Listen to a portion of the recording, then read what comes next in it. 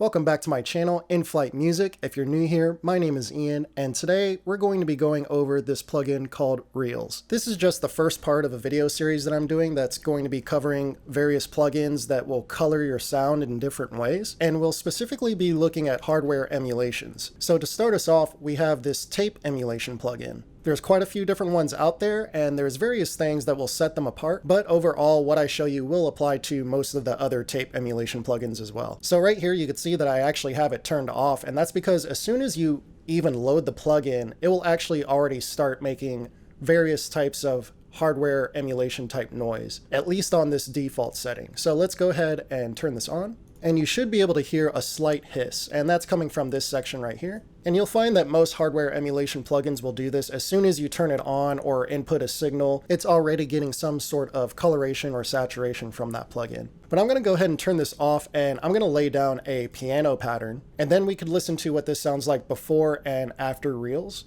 Right here I have a new plugin that I just bought last week called Tape Piano. Now you might be thinking you want to hear just a raw piano without any saturation on it already. Well, this preset in particular doesn't have any of the hum or the hiss or vinyl or the 8-bit bit reduction turned on. I'll definitely do a tutorial about tape piano in the future. Just comment down below if you like that tutorial or if you just want to see me make a beat using this plugin. It's a really cheap plugin and I definitely bought it for a reason. But here's what this preset sounds like.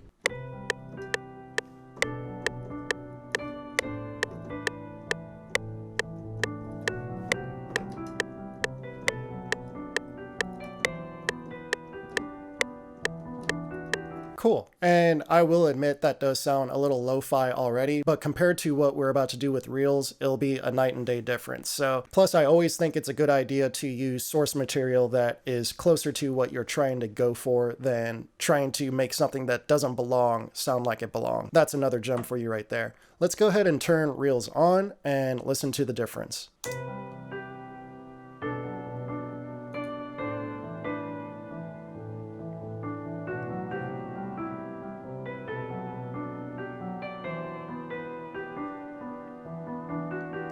And that's the default preset. There's going to be situations where you want to use this to its extreme and situations where you just want to use this for simple saturation. So the very first thing that I want to point out is this master section. A lot of people would look at this last because of where it's positioned, but it's really important that anytime you're using an emulation plugin, you look at the input settings. So anytime you see this input knob on any type of plugin at all, I recommend messing around with this input knob before you even get started with anything else. And the reason for that is a lot of these plugins, when they feature this input knob, it's because the plugin itself will change its characteristic depending on how hard you drive the signal into the plugin. So let's go ahead and drive this signal into this chain and see if it actually makes more saturation or if it kind of just stays the same and just gets louder.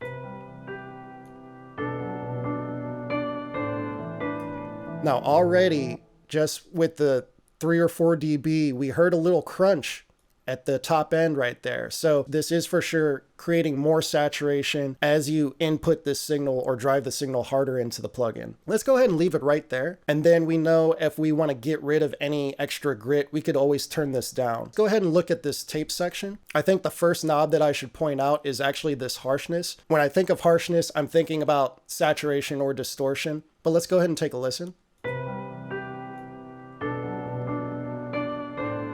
Sure enough, it's definitely more saturation.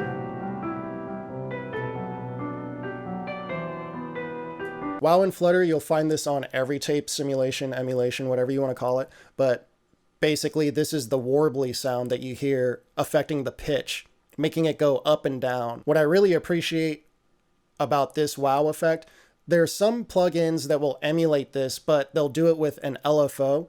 And the unfortunate thing about that, it's a little too consistent. So it consistently goes up and down, up and down. But in reality, when you're trying to emulate analog hardware, it doesn't go perfectly up and down evenly throughout the entire signal. What actually happens, there's little mistakes that end up happening. So it's more of a organic feel when you hear that pitch warble or wow, as they call it, and flutter up and down. The flutter tends to be more consistent if you're using other emulation type plugins, they include both in one knob. So that's one thing that you'll find different on other emulation plugins. Usually that's separate. So I'm going to turn this all the way down and you'll hear it without it.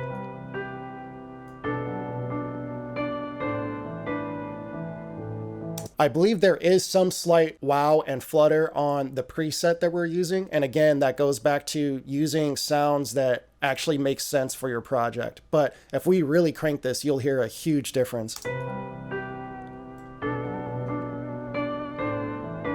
And you can really hear that flutter. That's the rapid movement going up and down in the pitch. And the wow is just the gentle movement of the pitch getting varied up and down. This ducking is a pretty interesting feature. So this makes it so that the signal actually drops out every once in a while.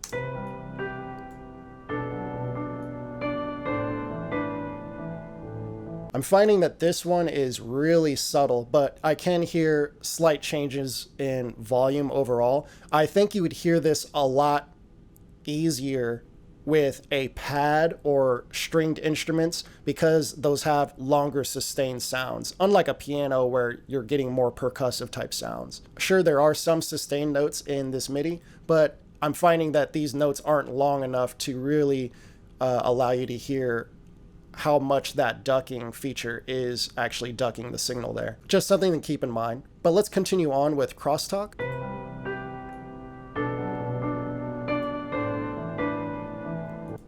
So right there, you kind of heard the signal kind of combine a little bit. And the reason for that is crosstalk is literally the stereo signal, the left and right signal crossing over to the other side. So the left signal is also playing a little bit in the right signal and vice versa. Let's listen to this turned all the way down and then all the way up. Hear how it got more stereo? And that's because the left and right channel are completely independent from one another. But as soon as you add more crosstalk, it'll make it sound a little more mono. I actually like it a lot right there.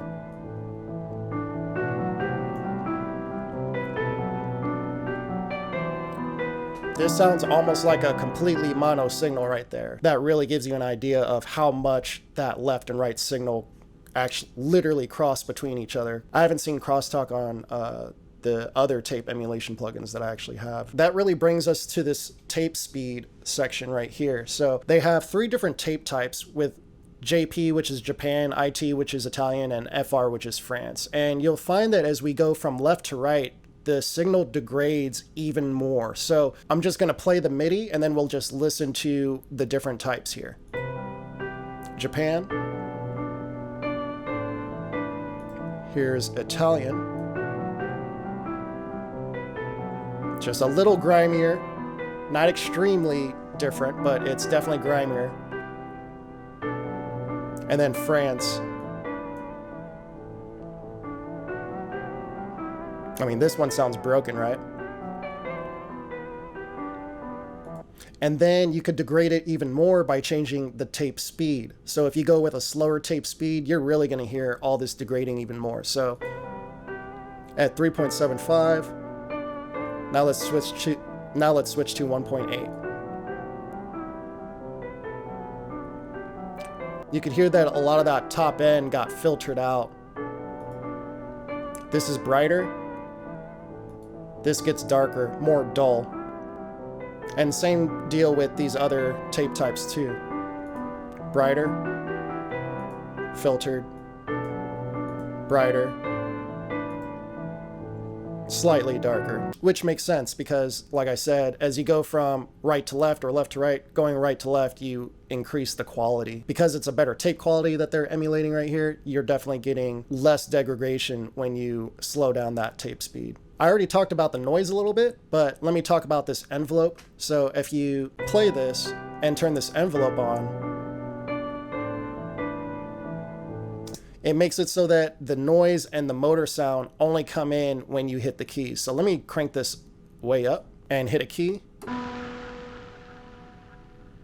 And you hear it kind of disappear, fade out. But as soon as I turn this off, you'll hear this noise the entire time.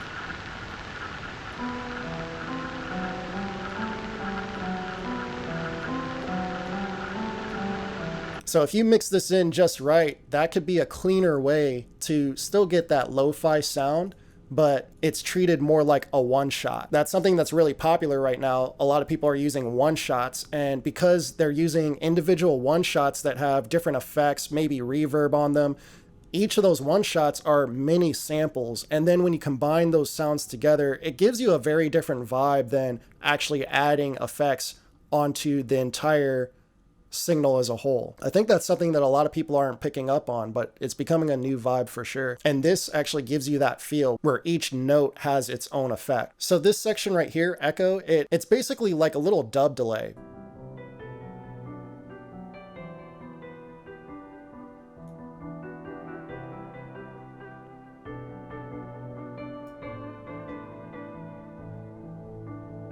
So let's go ahead and manipulate this a little bit. Sync obviously syncs the echo to your tempo. So that's self-explanatory, and the time will change the beats. So right now it's on quarter note, so let's just speed it up.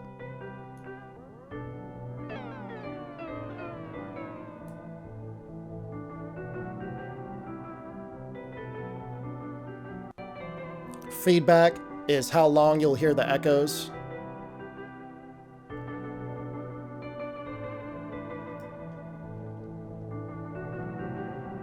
Low pass will darken the echoes.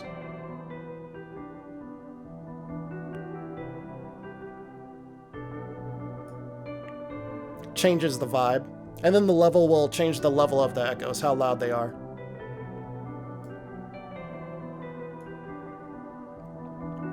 But I recommend turning this down because with this preset, we're actually just listening to the echoes themselves. So if we click this button where it says wet only, we'll actually get a blend of the dry and wet signal. So we'll have to use this level knob to adjust what we really want to hear.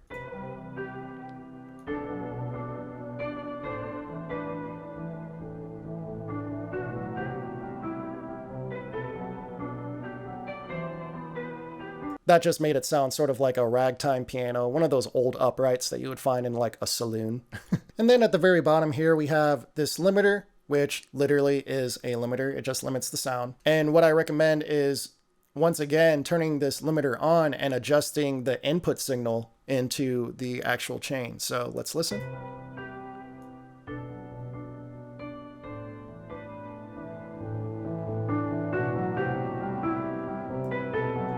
Without the limiter.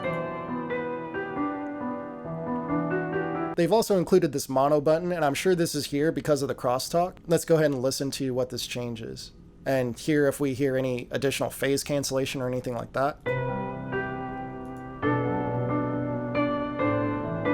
Like I said, the crosstalk already makes it kind of mono, but I could hear it become even more mono when I do turn this on, and I didn't really hear any phase cancellation. So this pre-emphasis will adjust the incoming signal going into all of this. So I kind of think of it as an EQ. So the higher you turn this up, the brighter everything will become, and vice versa.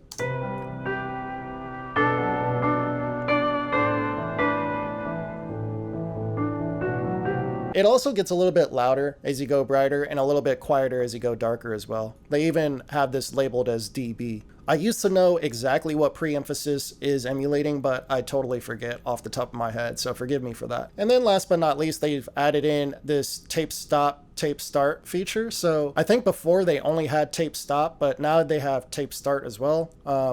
Correct me if I'm wrong if you guys are watching this.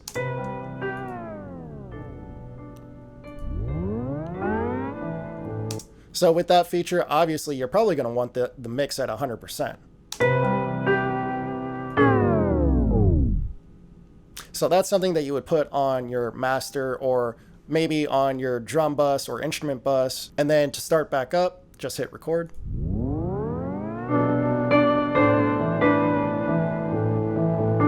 And obviously this changes the speed. So we could go really slow or a really fast start up or slow down.